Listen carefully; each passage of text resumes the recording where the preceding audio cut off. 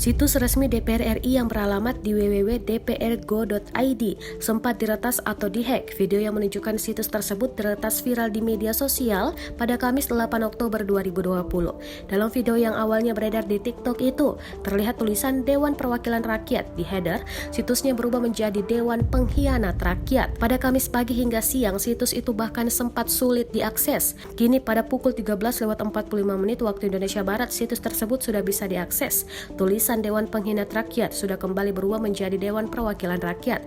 Belum diketahui secara pasti siapa yang telah meretas situs resmi DPR tersebut.